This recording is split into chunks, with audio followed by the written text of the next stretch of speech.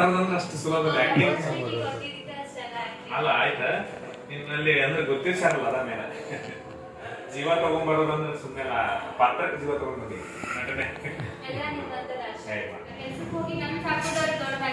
Private college ಅಷ್ಟು ಸಾವಿರ ರೊಕ್ಕ ಕೊಟ್ಟಿಲ್ಲ ಅಂತ ನಮ್ಗಂತ ಆಗೋದಿಲ್ಲ. ಸರ್ ಎಲ್ಲ ಫ್ರೀ ಕೋಚಿಂಗ್ ಕೊಡ್ತಾರೆ ಅಂತಾರೆ, ಅವ್ರಿಗೆಲ್ಲ ಎಷ್ಟು ಟ್ಯಾಕ್ಸ್ ಹೇಳಿದ್ರು ಅದು ಕಡಿಮೆ ಆಗ್ತೈತಿ. ಅವ್ರ ಆಶೀರ್ವಾದ ಎಲ್ಲರ ಆಶೀರ್ವಾದ ನನ್ನ ಮ್ಯಾಲಿದ್ರೆ ಏನೋ ಒಂದು ಸಾಧನೆ ಮಾಡ್ತೀನಿ ಅಂತ ನನ್ನ ನಂಬಿಕೆ ಐತಿ. ನಿಮ್ಗೆಲ್ಲರಿಗೂ ಹೇಳೋದೇನಂದ್ರೆ ಆ ಮೂವಿ ಅಂತೂ ಎಲ್ಲರೂ ನೋಡಿದ್ರೆ ಆ ಮೂವಿ ಒಳಗೆ ನಾನೇನು ಯಾಕೆ ಅಂತ ಹೇಳಿ ಮಾಡಿಲ್ಲ, ನನ್ನ ಜೀವನ ಏನೈತಲ್ಲ ನಾನು ಅದನ್ನ ಅದ್ರೊಳಗೆ ತೋರಿಸ್ಕೊಂತೀನಿ.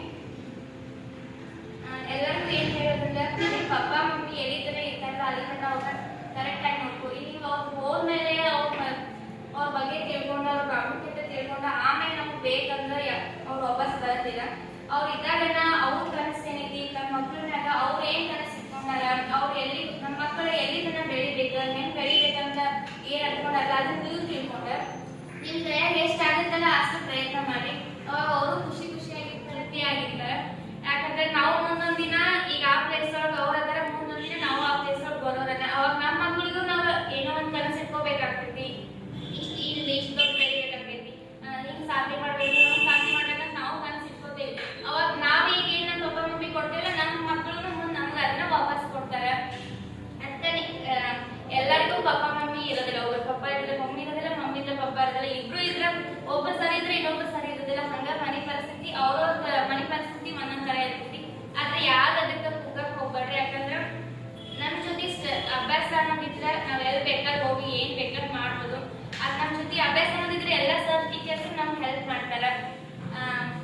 ಎಷ್ಟೋ ರೊಕ್ಕ ಏನೇ ಇದ್ರೆ ವಿದ್ಯೆ ಒಂದಿದ್ರೆ ಎಲ್ಲಾನು ಪಡ್ಕೋಬಹುದು ಅಂತ ಎಲ್ಲರಿಗೂ ಏನ್ ಹೇಳ್ತಿದ್ದೆ. ಊಟ ನೀವು ಹಾಸ್ಟೆಲ್ನಾಗ ಇದ್ರಿ, ಹಾಸ್ಟೆಲ್ನಾಗ ನಾನು ಇದ್ದು ಬರ್ಬೇಕೆ ಇದೀನಿ. ಅಂದ್ರೆ ಆ ಮೂವಿ ಮಾಡ್ಬೇಕ ಮುಂಚೆ ನಾವು ಹಾಸ್ಟೆಲ್ನಾಗ ಇದ್ರಿ, ಮಾಡಿದ್ಮೇಲೆ ಮಾಡುವಾಗ ಹಾಸ್ಟೆಲ್ನಾಗ ಇದೆ. ಹಾಸ್ಟೆಲ್ನಾಗ ಹೆಂಗಂದ್ರೆ ಸ್ವಲ್ಪ ತಿಂತೀವಿ, ಆಮೇಲೆ ಬಿಕ್ಕಿವೆಲ್ಲ ಚಲ ಬಿಡ್ತೀವಿ. ಒಬ್ಬೊಬ್ಬರಿಗೆ ಪಾಪ ಎಷ್ಟೋ ಬಡವ್ರು ಇರ್ತಾರೆ. ಈಗ ನನಗೇನ್ ಅನ್ಸ್ತೈತಿ, ನಾನಾ ಬಡವಿನ ಅಂದ್ರೆ ಭಾಳ ಬಡತನ ಪರಿಸ್ಥಿತಿ ಅನಿಸ್ಬೋದು. ಆದ್ರೆ ನನಗಿಂತ ಬಡವ್ರು ಇನ್ನೂ ಇರ್ತಾರ. ಅವ್ರಿಗೆ ಪಾಪ ಒಂದು ಊಟನೂ ಸಿಕ್ಕಿರೋದಿಲ್ಲ. ನಾವ್ ಅದನ್ನ ಈಗ ನಮ್ಗೆ ಸಿಕ್ಕಿರೋ ಅದನ್ನ ವೇಸ್ಟ್ ಮಾಡ್ಬಿಟ್ರೆ ಅವ್ರಿಗೆ ಇಲ್ಲ ಆಕೈತಲ್ಲ. ನೀವು ಅದನ್ನ ಒಂದು ತುತ್ತನ್ನ ಉಳಿಸ್ಕೊಂಡು ಹೋದ್ರ ದೇವ್ರ ಅವ್ರಿಗೆ ಅಲ್ಲಿ ಊಟ ಕೊಟ್ಟಿರ್ತಾರೆ. ಅದಕ್ಕೆ ಯಾರು ಏನು ಆಹಾರ ವೇಸ್ಟ್ ಮಾಡಕ್ ಹೋಗ್ಬೇಡಿ, ಎಷ್ಟೇ ಗ್ಲಾಸ್ ಯೂಸ್ ಮಾಡ್ಕೊರಿ. ಮತ್ತೆ ಎಲ್ಲರೂ ನನ್ನ ಸರ್ ಟೀಚರ್ಸ್ ಮೂವಿ ತೋರಿಸಿದಾಗ ಎಲ್ಲರೂ ಚಲೋ ರೆಸ್ಪಾನ್ಸ್ ಮಾಡಿರಿ. ಹಂಗ ಅದನ್ನ ನಿಮ್ ಜೀವನದಾಗ ಅಳವಡಿಸ್ಕೋಬೇಕಂತ ಕೇಳ್ಕೊತೀನಿ. ಎಲ್ಲರೂ ಚಲೋತಂಗ ಅಭ್ಯಾಸ ಮಾಡಿ. ನೀವು ನನ್ನ ಕ್ಲಾಸ್ಮೇಟ್ ಎಲ್ಲರೂ ಟಾಪ್ ಒಳಗೆ ಬರೋ, ನೀವು ಎಲ್ಲರೂ ನಿಮ್ಮ ಆಸೆಗಳನ್ನ ಈಡೇರಿಸ್ಕೊರಿ. ಈ ಕಾಲೇಜ್ಗೆ ನಾ ಎಷ್ಟು ಥ್ಯಾಂಕ್ಸ್ ಹೇಳಿದ್ರು ಕಡಿಮೆ. ಯಾಕಂದ್ರೆ ನಿಮ್ದೆಲ್ಲ ಸ್ಟಡಿ ಅವರ್ಸ್ ನೀವೆಲ್ಲ ಫುಲ್ ಸ್ಟಡಿ ಮಾಡ್ತೀರಿ. ಪ್ರೈವೇಟ್ ಕಾಲೇಜ್ ಅವು ಇವು ಅಂತೇಳಿ ಭಾಳ ಇರ್ತಾರೆ. ನಾನು ಫಸ್ಟ್ ಟೈಮ್ ನನ್ನ ಲೈಫ್ ಒಳಗೆ ಇಂಥ ಕಾಲೇಜ್ ನೋಡಿದ್ರೆ ಇದೇ ಫಸ್ಟ್ ಟೈಮ್. ಕಾಲೇಜ್ ಜೊತೆಗೆ ಅನಿಸ್ಬೇಕು ನನಗೆ ಇದು ಎಲ್ಲಿ ಕರ್ಕೊಂಡು ಹೊಂಟಿದ್ರಿ ಅಂತ. ಇಲ್ಲೇ ನಿಮಗೆ ಯಾವ ಬೇರೆ ಕ್ಲಾಸ್ಗಳು ಬೇರೆ, ಶಾಪಿಂಗ್ಗಳು ಬೇರೆ, ಮತ್ತೆ ಸ್ಟಡಿ ಅವರ್ಸ್ ಅಂತ ಇದಕ್ಕೆ ಬೇರೆ ಇಷ್ಟು ಫೆಸಿಲಿಟೀಸ್ ಐತಿ ಅಂತಂದ್ರೆ ಎಲ್ಲಿ ಕರ್ಕೊಂಡು ಹೊಂಟಾಗ ಹೀಗೆಲ್ಲ ಹೊಟ್ಟಿದಾಗ ಮ್ಯಾಗ ಹೋಗೋದು ಕೇಳ್ಕೊಂಡು ಬರೋದು, ಮ್ಯಾಗ ಹೋಗಿ ಕೇಳ್ಕೊಂಡು ಬರೋದು, ನೀವು ಎಲ್ಲಿ ಕರ್ಕೊಂಡು ಹೊಂಟಿದ್ದೀರಿ. ಇದು ಫಸ್ಟ್ ಟೈಮ್ ನೋಡಿದ್ದೀನಿ. ಈ ಕಾಲೇಜ್ ಇಂಥ ಕಾಲೇಜ್ ನೋಡೋಕೆ ಅವಕಾಶ ಕೊಟ್ಟಂತ ನಾನು ಪ್ರಿನ್ಸಿಪಲ್ ಸರಿ ಥ್ಯಾಂಕ್ಸ್ ಹೇಳ್ತೀನಿ. ಈ ಕಾಲೇಜಿಂದ ನನ್ನ ಮ್ಯಾಗ ಭಾಳ ಐತಿ. ನಾನು ದಿನ ಮುಂದೊಂದು ದಿನ ನಾನು ಈಸಿಯಾಗಿ IAS ಆಗಿ ಬಂದ್ಮೇಲೆ ಈ ಕಾಲೇಜ್ ಏನೋ ಒಂದು ಅಲ್ಪ ಸ್ವಲ್ಪ ಸಹಾಯ ಮಾಡ್ತೀನಿ ಅಂತ ಹೇಳಿದ್ರೆ ಈಸಿ ಅಲ್ಲ ತಾಯಿಯಾಗಿ ಎಸ್ಪೆಷಲಿ. ಯಾಕಂದ್ರೆ ಮನೆಯನ್ನ ಜವಾಬ್ದಾರಿ ನಡೆಸುವಂತವ್ರು ಯಾರಪ್ಪ ಅಂತ ಹೇಳಿದ್ರೆ ತಂದೆ. ಆ ತಂದೆನೇ ಕೈ ಕೊಟ್ಟಾಗ ಈ ಫ್ಯಾಮಿಲಿ ಏನಾಗ್ತೈತೆ ಅಂತ ಹೇಳಿದ್ರೆ ಅಲ್ಲೋದೊಂದು ಜವಾಬ್ದಾರಿ. ಆ ತಾಯಿ ಏನ್ ಮಾಡಿದ್ವಿ ಅಂತ ಇನ್ನೊಂದು ವಿಶೇಷ ಏನಂತ ಹೇಳಿದ್ರೆ ಇಲ್ಲಲ್ಲಿ ನಾವು ಹೊಸದಾಗಿ ಹೇಳ್ತಾ ಇದ್ದಾಗಲಿ ಕಮಲ ಆಗ್ಬೇಕಂತ ಹೇಳಿದ್ರೆ ಎಲ್ಲಿ ಅಂತಂದ್ರೆ ಹೆಸರೊಳಗೆ ಆಗ್ಬೋದು. ಸೊ ಅದಕ್ಕೆ ನಮ್ಮ ಏನ್ ಮಾಡಿದಾರ ಅಂತ ಹೇಳಿದ್ರೆ ದುಡ್ಡು ಅಥವಾ ಒಂದು ತಂದೆ ಪ್ರೀತಿಯನ್ನ ಕಸ್ಕೊಂಡಿರ್ಬೋದು, ಬಟ್ ಆ ಫ್ಯಾಮಿಲಿ ಒಳಗೆ ಸಂಸ್ಕಾರ ಮತ್ತು ಬಹಳ ಪ್ರತಿಭೆ ಇರುವಂತ ಮಕ್ಕಳನ್ನ ದೇವರು ಆ ಕುಟುಂಬಕ್ಕೆ ಕೊಟ್ಟಿದ್ದಾರೆ. ಸೊ ಅದಕ್ಕೋಸ್ಕರ ನೋಡ್ರಿ, ನೀವು ನಾನು ಸರ್ ಜೊತೆ ಮಾತಾಡ್ತಾ ಇದ್ದೀನಿ. ಒಂದು 4ನೇ ಕ್ಲಾಸ್ ಇಂದ ಸರ್ ಕೈಯಲ್ಲಿ ಸ್ಟಡಿ ಮಾಡಿರೋದು ಎಲ್ಲ ಕಲಿತಿರೋದೆಲ್ಲ ಸರ್ಕಾರಿ ಶಾಲೆಗಳು. 4 ವರ್ಷದಾಗಿಂದ ಏನೇನೋ ಪ್ರತಿಯೊಂದು ಈ ಬರೀ ವಿದ್ಯಾರ್ಥಿ ಅವಾಗಿಂದ ಒಂದ್ಸಾರಿ ಆ ಮಗು ಟ್ಯಾಲೆಂಟ್ ಅನ್ನ ಒಂದ್ಸಾರಿ ಗುರು ಶಿಷ್ಯ ಐತಿ ಅಂತೇಳಿ ಒಪ್ಕೊಂಡು ಇವರಿಗೆ PUC ವರೆಗೂ ಬರ್ತಾ ಇರ್ಬೋದು. ಆ ಮಗು ಕೈ ಬಿಟ್ಟಿಲ್ಲ. ರಿಯಲಿ ಆಕ್ಚುಲಿ ಈ ಮಗು ಥ್ಯಾಂಕ್ಸ್ ಹೇಳ್ಬಾರ್ದು ನಾವು ನೀವು ಎಲ್ಲರೂ ಕುತ್ಕೊಂಡು ಆ ಗುರುಗಳಿದಾರ ಗುರು ಶಿಷ್ಯರನ್ನು ನೋಡ್ಲಿಕ್ಕೆ ನಮ್ಗೆ ಎರಡು ಕಣ್ಣು ಸಾಲು. ಯಾಕಂದ್ರೆ ಇವು ವಿಶೇಷವಾಗಿ ಇಂಥ ಗುರು ಶಿಷ್ಯರ ಸಂಬಂಧಗಳು ಈ ಕಾಲದಲ್ಲಿ ಸಿಗೋದು ಬಹಳ. ಯಾಕಂದ್ರೆ ನಾವು ಕೂಡ ನಮ್ಮ ಗುರುಗಳ ಬಗ್ಗೆ ಅಷ್ಟೊಂದು ಗೌರವ ಕಡಿಮೆ ಆಗಿಬಿಟ್ಟಿದೆ. ನಮ್ದು ಹೇಳ್ತಾ ಇಲ್ಲ ಹಿಂದಿನ ಜನರೇಷನ್. ಬಟ್ ಇವತ್ತಿನ ಕಾಲದಲ್ಲೂ ಇಂಥ ಗುರು ಶಿಷ್ಯರಿದ್ದಾರೆ ಅಂತ ಹೇಳಿದ್ರೆ ಹೇಗೆ ಯಾಕೆ. ಹಾಗಾಗಿನೇ ಆ ವಿದ್ಯಾರ್ಥಿಗೆ ದೇವರ ರೂಪದೊಳಗೆ ಗುರುಗಳನ್ನು ಕಳಿಸಿ ಕೆಲಸ ಮಾಡ್ತಾ ಇದ್ದಾರೆ. ಸೊ ಎಲ್ಲೆಲ್ಲಿ ಹೋಗ್ತಾ ಇರ್ಬೇಕು ಮತ್ತೆ ಇನ್ನೊಂದು ಯಾವ್ದಾದ್ರು ಸಂಸ್ಥೆಗೆ ಹೋಗ್ಬೇಕಂದ್ರೆ ಆ ಮಗುವಿನ ಲೈಫ್ ಲಾಂಗ್ ಚರ್ಚೆ ಅನ್ನೋದಕ್ಕೆ ನಾನು ಅನ್ಕೊಳ್ತೀನಿ ಅನ್ನುವಂತ ಮಾತು ಬರ್ತಾ ಇದೆ ಅಂತ ಹೇಳಿದ್ರೆ ಬಿಕಾಸ್ ಆಫ್ ಟೀಚರ್ಸ್ ಅವರಿಗೆ ರೆಸ್ಪೆಕ್ಟ್ ಕೊಟ್ಟು ಅಷ್ಟೇ.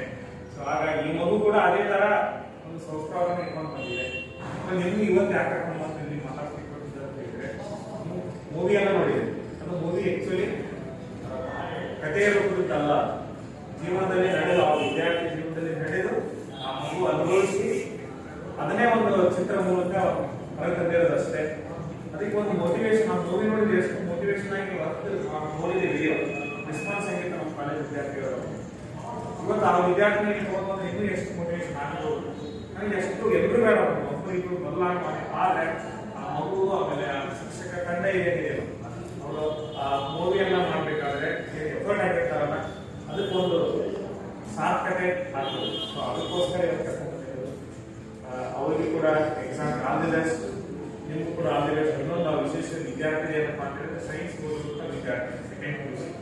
ನಾವು ಏನು ಅಲ್ಪ ಸಹಾಯ ಯಾವುದು ನೋಟ್ಸ್ ಹೇಳ್ಬೇಕಾದ್ರೂ ಸಿಗ್ತದೆ.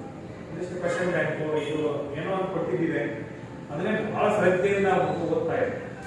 ಆ ಗ್ರೆಟಿಟ್ಯೂಡ್ ಹೆಂಗಿದೆ ನೋಡಿ, ಅದೊಂದು ನಾನು ನೋಟ್ಸ್ ಹೆಲ್ಪ್ ಆಗ್ತಾ ಇದೆ, ಅದು ಥ್ಯಾಂಕ್ಸ್ ಹೇಳಕ್ ಬಂದಿದೆ ಅಂತ ರಿಯಲಿ ಥ್ಯಾಂಕ್ಸ್ ಅಂತ ಸಂಸ್ಕಾರ ಈಗ ಬೇಕು. ಅದು ಎಷ್ಟು ಪ್ರಮಾಣದೊಳಗೆ ರಿಪ್ಲೈಸ್ ಆಗ್ತದೆ ಅನ್ನೋದಕ್ಕಿಂತ ಸಾಕಷ್ಟು ಸಮಸ್ಯೆಗಳನ್ನು ಹುಡ್ಕೋಕ್ಕಿಂತ ಏನೋ ಒಂದು ಸಿಕ್ಕಿರಲ್ಲ ಇದ್ದಿದ್ರಲ್ಲೇ ಬೆಟರ್ ಅಲ್ಲಪ್ಪ. ಎಷ್ಟೋ ಜನಕ್ಕೆ ಇಲ್ಲ ಹೌದಿಲ್ಲ. ಸೊ ಅಂತ ಗ್ರಾಮೀಣ ಭಾಗದಲ್ಲಿ ಇರುವಂತ ಕಾಲೇಜುಗಳಲ್ಲಿ ಸುಮಾರು ತೊಂದರೆ ಇದೆ. ಪಾಠ ಮಾಡೋ ಟೀಚರ್ಸ್ ಇರಲ್ಲ, ಕಲಿಬೇಕು ಅನ್ನೋ ಹಂಬಲ ಇರ್ತೈತಿ, ಆ ತರ ಫೆಸಿಲಿಟಿ ಇರಲ್ಲ. ಆ ಇದ್ದಿದ್ದನ್ನ ನೋಡಿ ಆ ಮಗು ಬರೀ ದಿನ ಅಲ್ಲ ವಿಚಾರ ಮಾಡ್ಕೊಂಡು ಕೊಡ್ತಾ ಇಲ್ಲ.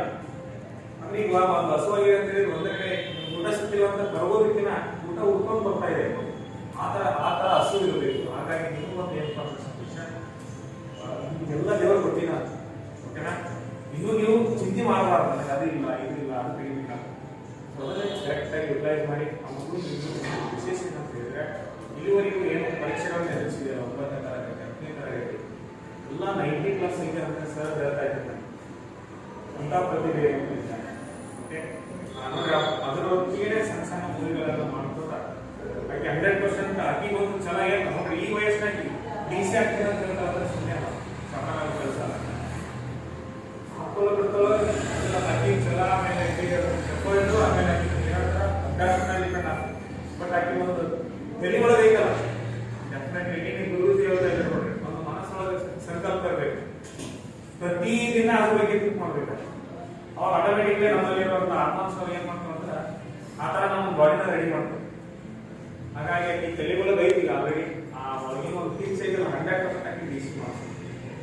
ಒಳಗಿನ ಒಂದು ಕಿಚ್ ಯಾವ ಕಡೆ ಇರ್ತದೆ 100% DC ಆಗಲ್ಲ. ಹೌದಿಲ್ಲ? 12 ನೋಡಿದ್ರಿಲ್ಲ ನೋಡಿರ್ತೀರಿ ಎಂತ ಹುಚ್ಚಂದ್ರೆ ಕತ್ತಿರ್ತಾರ 16 ತಾಸು ಗಿರಿ ಮಾಡ್ತಿರ್ತಾವ ಮನೋಜ್ ಕುಮಾರ್ ಶರ್ಮಾ. ಹೌದಿಲ್ಲ? ಈ ತರ ಕೆಲಸ ಮಾಡಿದ್ರೆ ಯಾವ ದೇವರಾಣದಲ್ಲಿ ಈಸಾಗಲ್ಲ ಅಂತ ಹೇಳ್ತಾರೆ.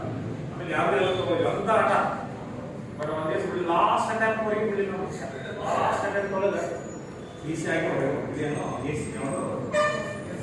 IPS ಆಗಿ ಕರೆಕ್ಟಾ. ಸೊ ಹಾಗಾಗಿ ಅವಳು ಒಂದಿನ 100% ಆಗ್ತಾರ. ನಿಮ್ಗೆ ಯಾರಿಗೋ ಇಲ್ಲಿ ಒಂದು ಮನಸ್ಸಿಗೆ ಕಟ್ಕೊಂಡು ಒಂದೇ ಉದ್ದೇಶಕ್ಕೆ ಕಟ್ಕೊಂಡು ಬಂದಿದ್ದೆ ಓಕೆನಾ. ಸೊ ಅವಳಿಗೆ ನಮ್ಮ ಕಾಲೇಜ್ ಪರವಾಗಿ ನಿಮ್ಮ ಪರವಾಗಿ ಆಲ್ ದಿ ಬೆಸ್ಟ್. ಒಳ್ಳೆ ರಿಸಲ್ಟ್ ಬರಲಿ. DC ಆಗಿ ವಾಪಸ್ ಮಾಡೋಣ. ಓಕೆ ನಾವು ವಿದ್ಯಾರ್ಥಿ ನನ್ನ ತಂದೆ 3 ವರ್ಷದವರೆಗೆ ಮಕ್ಕಳ ಇತ್ತು ತಾಯಿ ಏನು ಮಾಡ್ತಾ ಇದ್ದಾರೆ. ಈ ಒಂದು ಅಧ್ಯಕ್ಷ ಆದ್ಮೇಲೆ ಈ ಧಾರವಾಡದಲ್ಲಿ ಕರ್ನಾಟಕ ರಾಜ್ಯಾದ್ಯಂತ ಸೇವೆ ಮಾಡ್ತಿದ್ದಾರೆ ವಿದ್ಯಾರ್ಥಿ ಬಗ್ಗೆ ಎಲ್ಲ ಕಡೆ ಪೇಪರಲ್ಲಿ ನ್ಯೂಸಲ್ಲಿ ಆಗ್ತಾ ಇರಬೇಕಾದ್ರೆ ಆಸುಪಾಸು ಇದ್ದವರೆಲ್ಲ ವೆಲ್ವಿಷರ್ಸ್ ಇರ್ಬೋದು ರಿಲೇಟಿವ್ಸ್ ಇರ್ಬೋದು ಏನಾಗಿರ್ತದೆ ಅಂತ ಹೇಳಿದ್ರೆ ಎಂತೆಂಥ ಮಗು ಪ್ರತಿಭೆ ಇರುವಂಥ ಮಗು ಇರ್ತಿದೆ ನೀವು ಮಾಡ್ತಾ ಇರೋ ಕೆಲಸ ಏನು ಅಂತೇಳಿ ಎಲ್ಲರೂ ಒಂಥರ ಮಾತಾಡ್ಕೋಬೇಕಾದ್ರೆ ಅವರಿಗೆ ತಂದೆನೇ ಬದಲಾವಣೆ ಮಾಡ್ಕೊಳ್ತಾರೆ. ಏನಂತ ಹೇಳಿದ್ರೆ ಏನಪ್ಪ ನಾನು ಮಾಡ್ತಾ ಇರೋ ತಪ್ಪಿದೆ, ಇದು ಮುಂದಿನ ಮೇಲೆ ಪರಿಣಾಮ ಬೀರುತ್ತದೆ ಅಂತ ಹೇಳಿ ಇವತ್ತು ಆ ತಂದೆ ಸಂಪೂರ್ಣವಾಗಿ ಬದಲಾಗಿದ್ದಾರೆ. ಈ ಒಂದು ಮಗಳ ಶಕ್ತಿ ಹಂಗಿರ್ಬೇಕು. ಅಪ್ಪನನ್ನ ಬದಲಿಸಿದ ಹೋದಾಗ ಅವಕಾಶ ಸಿಗಲಿ, ಲೇಟ್ ಆಗಿ ಕೊಡೋದು ಬೇಡ ಅಂತ ಹೇಳಿ ಸರ್ ಕಾರ್ ತಗೊಂಡು ಇವ್ರು ಅವ್ರು ಅಲ್ಲಿಗೆ ಬೆಳಗಾವಿ ಜಿಲ್ಲೆಯ ಹುಕ್ಕೇರಿ ತಾಲೂಕಿಗೆ ಆ ಕಾಲೇಜ್ಗೆ ಕರ್ಕೊಂಡು ಹೋಗಿ ಕಾಲೇಜ್ ಪ್ರಿನ್ಸಿಪಲ್ ಭೇಟಿಯಾಗಿ ಅಲ್ಲಿ ಎಲ್ಲ ಸಿಬ್ಬಂದಿ ಭೇಟಿಯಾಗಿ ಇದ್ರ ಬಗ್ಗೆ ಎಲ್ಲ ನಮ್ಗೆ ಅವ್ರು ವಂಡರ್ ಆಗ್ಬಿಟ್ರು. ಗುರುವನ್ನ ಹುಡುಕಾಡ್ಕೊಂಡು ಶಿಷ್ಯ ಹೋಗೋದು ನಾವೆಲ್ಲರೂ ನೋಡಿದ್ವಿ.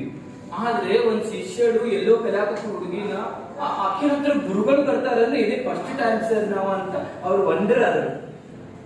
ಇವರು ಅವತ್ತ ಒಂದಿಷ್ಟು ಆಕೆಗೆ ಕಲಿಯಕ್ಕೆ ಏನೆಲ್ಲ ಬೇಕು ನೋಟ್ಸ್ ಕೊಡೋದ್ರ ಜೊತೆಗೆ ಸರ್ ಫೈನಾನ್ಸಿಯಲ್ ಆಕೆಗೆ ಒಂದಿಷ್ಟು ಸಪೋರ್ಟಿವ್ ಆಗಿ ಫೈನಾನ್ಸಿಯಲ್ ಹೆಲ್ಪ್ ಮಾಡಿ ಇನ್ನೂ ಕೂಡ ಧೈರ್ಯ ಕೊಟ್ಟು ಮುಂದೂ ಕೂಡ ಏನೇ ಬಂದ್ರು ನಿಮ್ಮ ಜೊತೆ ಇರಬೇಕು ಅಂತ ಧೈರ್ಯ ಕೊಟ್ಟು ಅಂತ ಹೃದಯವಂತರು ನಿಮ್ಗೆ ಬೇಕಾಗ್ತಿ ಸರ್. ಒಟ್ಟಾರೆ ನೀವು ಕೂಡ ಹೇಳೋದಷ್ಟೇ, ನಿಮ್ಮ ಹತ್ರ ವಿನಯ ಜೊತೆ ವಿದ್ಯೆಗೆ ವಿನಯವೇ ಭೂಷಣ ಅಂತ ಹೇಳ್ತೀವಿ. ನೀವು ಎಷ್ಟು ಶಾಣೆ ಮುಖ್ಯ ಇಲ್ಲ, ಅಂದ್ರೆ ಎಷ್ಟು ಚೆನ್ನಾಗಿ ನಡ್ಕೊಳ್ತೀವಿ, ಯಾರ ಜೊತೆ ಹೆಂಗ್ ನಡ್ಕೊಳ್ತೀವಿ ಅನ್ನೋದು ಬಹಳ ಮುಖ್ಯ, ವಿನಯ ಬಹಳ ಮುಖ್ಯ. ಹಾಗಾಗಿ ಆ ಸಂಸ್ಕಾರ ಬಹಳ ಮುಖ್ಯ. ಆ ಸಂಸ್ಕಾರ ಇದ್ರೆ ನಿಮ್ಗೆ ಎಲ್ಲಿ ಹೋದ್ರೂ ಗೌರವ ಇರುತ್ತೆ. ಹಾಗಾಗಿ ಆ ಸಂಸ್ಕಾರ ಬೆಳೆಸ್ಕೊಳ್ಳೋದನ್ನ ಮರಿಬೇಡಿ. ಎಲ್ಲರಿಗೂ ಗೌರವ ಕೊಡುವಂತ ಶಿಕ್ಷಕರಿಗೆ, ಗುರುವಿಗೆ ಮತ್ತು ತಂದೆ ತಾಯಿಗೆ ರೆಸ್ಪೆಕ್ಟ್ ಕೊಟ್ಟ ನಿಮ್ಮ ವಿದ್ಯೆಗಳಲ್ಲಿ ಶ್ರದ್ಧೆ ಇಟ್ಕೊಂಡು ಮಾಡಿದ್ರೆ ನಿಮಗೆ ಸಹಾಯ ಮಾಡುವಂತ ಸಹಾಯಗಳು ಅಂತ ಪಾಠ ಸರ್ ಅಂತವ್ರೆ ಇಂಥ ಸ್ಕೂಲು ಸಾಕಷ್ಟು ನಿಮಗೆ ಬರ್ತಾವ. ಅದಕ್ಕೆ ಸಾಕ್ಷಿನೇ ಇದು. ಈಗ ಸಾಕ್ಷಿಗೆ ಇಷ್ಟೆಲ್ಲ ಎಲ್ಲರೂ ಹೆಲ್ಪ್ ಮಾಡ್ಕೊಂಡು ನಿಂತಿದ್ವಿ. ಅದಕ್ಕೆ ಅವಳು ತಪ್ಪ ಹಿಡ್ಕೊಂಡು ಆಕೆಗೆ ಶ್ರದ್ಧೆ ಹಿಡಿದು ಓದ್ದೆ ಹೋಗಿದ್ರೆ ನಾವ್ ಹೆಲ್ಪ್ ಮಾಡ್ತಿಲ್ವಾ?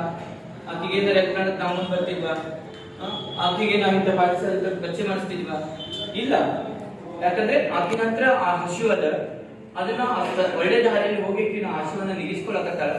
ಆ ವಿದ್ಯೆಯನ್ನು ಹಸಿವನ್ನ ನೀಗಿಸ್ಕೊಂಡು ಸಾಧನೆ ಮಾಡುವ ಬದ್ದಕ್ಕೆ ಆಕೆ ಒಂದು ಚಾಲೆಂಜಿಗೆ ಗಂಟಾಳ ಮಾತಾಡೋದ ಭರವಸೆ ನಮಗದ. ಆಕೆಗೂ ಆ ದೃಢ ಸಂಕಲ್ಪ ಅನ್ನೋ ಕಾರಣಕ್ಕೆ ಇವತ್ತು ನಾವೆಲ್ಲ ನಿಂತ್ಕೊಂಡಿದ್ದೀವಿ. ಹಂಗೆ ಎಲ್ಲರಿಂದನೂ ಇರ್ತಾರೆ, ಎಲ್ಲರಿಗೂ ಆ ತರ ತಂದೆ ತಾಯಿಗಳು ಹೆಲ್ಪ್ ಮಾಡ್ತಾರೆ. ಜೊತೆಗೆ ಸಮಾಜದಲ್ಲಿ ಇಂಥ ಮಹಾತ್ಮರು ಎಲ್ಲ ಇದ್ದಾರೆ. ಕೆಟ್ಟಿಲ್ಲ ನಮ್ಮ ಸಮಾಜ, ಬರೀ ಕೆಟ್ಟದ್ದು ನಾವು ತಪ್ಪು ತಿಳ್ಕೊಂಡಿವಿ, ಹಂಗಾಗಿ ಹಿಂಗಾಗಿ ತಿಳ್ಕೊಂಡಿವಿ. ನಾವು ಕರೆಕ್ಟ್ ಇದೀವ ನೋಡ್ಕೋಬೇಕು ಫಸ್ಟ್. ನಾವು ಕರೆಕ್ಟ್ ಇದೀವ, ನಾವು ಕೆಟ್ಟಿದ್ವಿ, ಸಮಾಜ ಕೆಟ್ಟಿಲ್ಲ. ನಾವು ಕರೆಕ್ಟ್ ಇದ್ರೆ ಸಮಾಜನೂ ಕರೆಕ್ಟ್ ಇರ್ತಾರೆ. ಅದರಲ್ಲಿ ಒಳ್ಳೆ ಜನರಿರ್ತಾರೆ. ನಾವು ಅದನ್ನು ಸ್ವೀಕರಿಸಿಕೊಂಡು ಹೋಗಿ ಸಾಧನೆ ಮಾಡ್ಬೇಕಾದ್ರೆ ಇದು ಬಹಳ ಮುಖ್ಯ ಆಗಿರ್ತದೆ.